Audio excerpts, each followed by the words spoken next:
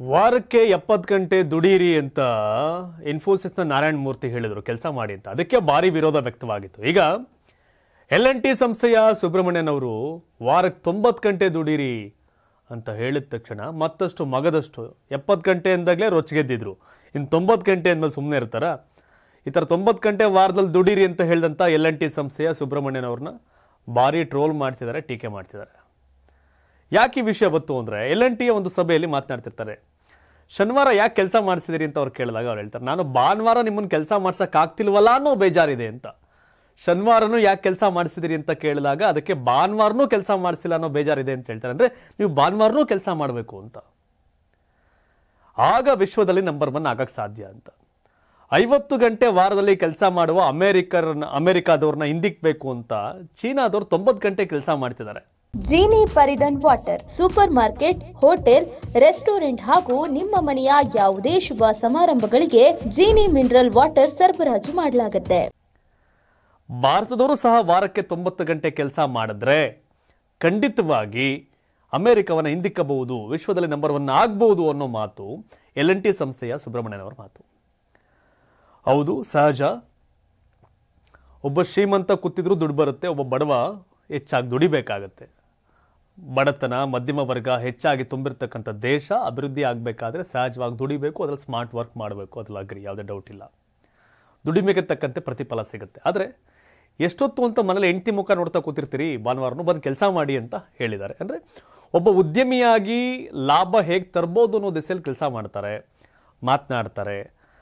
ದೇಶವನ್ನು ನಂಬರ್ 1 ಮಾಡಬೇಕು ಅಂತಂದರೆ ಕೂತ್ಕೊಂಡು ನಂಬರ್ ಒನ್ ಅಂದರೆ ನಂಬರ್ 1 ಆಗಲ್ಲ, ಕೆಲಸ ಮಾಡಬೇಕಾಗತ್ತೆ ಅನ್ನೋ ಸಹಜ. ಆದರೆ ಯಾರು ಇದನ್ನು ಟೀಕೆ ಮಾಡ್ತಿದ್ದಾರೆ?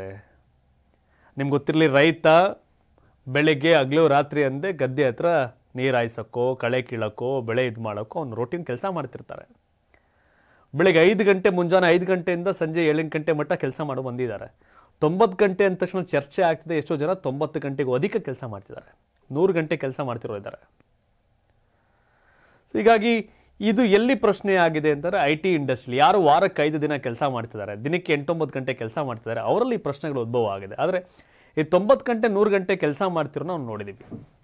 ಬೆಂಗಳೂರಲ್ಲಿ ಕೇರಳದವ್ರು ದಿನಸಿ ಅಂಗಡಿ ಇಟ್ಟಿರೋರು ಬೆಳಗ್ಗೆ 6-7 ಗಂಟೆಗೆ ಓಪನ್ ಮಾಡಿದ್ರೆ ರಾತ್ರಿ 11 ಗಂಟೆವರೆಗೂ ಓಪನ್ ಇಟ್ಟಿರ್ತಾರೆ. 1 ಅವರ್ ಆಚೆ ಈಚೆ ವ್ಯತ್ಯಾಸ ಬ್ರೇಕ್ ತಗೊಂಡು ಬೆಳಗ್ಗೆಯಿಂದ ಶುರು ಮಾಡಿದ್ರೆ 12 ಗಂಟೆ ಸಹಜವಾಗಿ ಕೆಲಸ ಮಾಡ್ತಿರ್ತಾರೆ. ಅದರಲ್ಲಿ 7 ದಿನನೂ ಕೆಲಸ ಮಾಡಿದಾಗ 84 ಗಂಟೆ ಕೆಲಸ ಮಾಡ್ದಂಗೆ ಆಗುತ್ತೆ. ದಿನಕ್ಕೆ 12 ಗಂಟೆ ಕೆಲಸ ಮಾಡಿದ್ರೆ 84 ಗಂಟೆ ಕೆಲಸ ಮಾಡ್ದಂಗೆ. ದಿನಕ್ಕೆ 13 ಗಂಟೆ ಕೆಲಸ ಮಾಡಿದ್ರೆ 91 ಗಂಟೆ ಕೆಲಸ ಮಾಡ್ದಂಗೆ.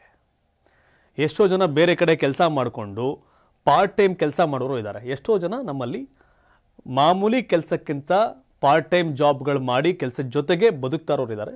9 ಗಂಟೆಗಿಂತ ವಾರಕ್ಕೆ 100 ಗಂಟೆ ಕೆಲಸ ಮಾಡ್ತಿರೋರು ಕೂಡ ನಮ್ಮ ನಡುವೆ ಇದ್ದಾರೆ. ಹಾಗಾಗಿ ಇದು ದೇಶವನ್ನು ನಂಬರ್ 1 ಮಾಡಬೇಕಾದ್ರೆ ವಾರಕ್ಕೆ 90 ಗಂಟೆ ಕೆಲಸ ಮಾಡಬೇಕು ಅನ್ನೋದು L&T ಅವರ ಮುಖ್ಯಸ್ಥರಾದಂತಹ ಸುಬ್ರಹ್ಮಣ್ಯನ್ ಅವರ ಮಾತು.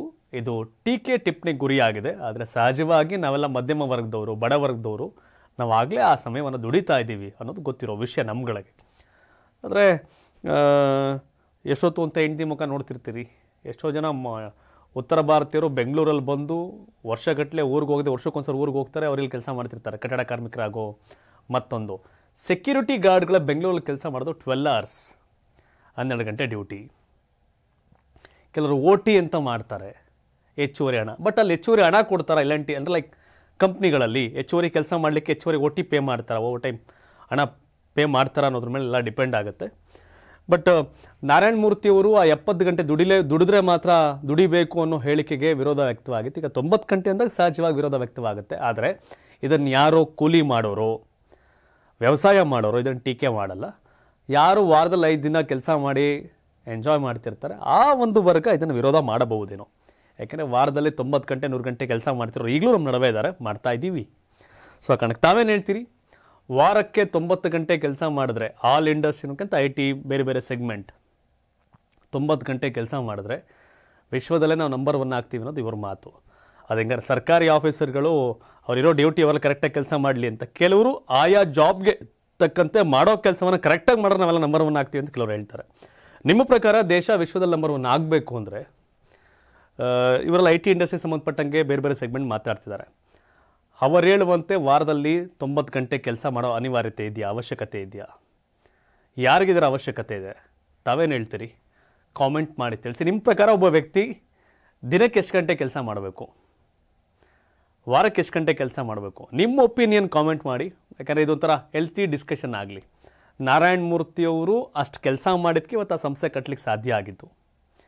ಯಾರು ಎಲ್ಲ ಎದ್ದೇಳಕ್ಕೆ ಮುಂಚೆ ಸೂರ್ಯ ಹುಟ್ಟುವ ಮುನ್ನ ಯಾರು ಹೇಳ್ತಾನೆ, ಜಗತ್ತು ಮಲಗಿದ ಮೇಲೆ ಯಾರು ಮಲಗ್ತಾನೆ, ಅವನೇನಾರು ಸಾಧನೆ ಮಾಡ್ತಾನೆ. ಸೂರ್ಯ ಹುಟ್ಟಿದ ಮೇಲೆ ಎದ್ದೇಳೋನು,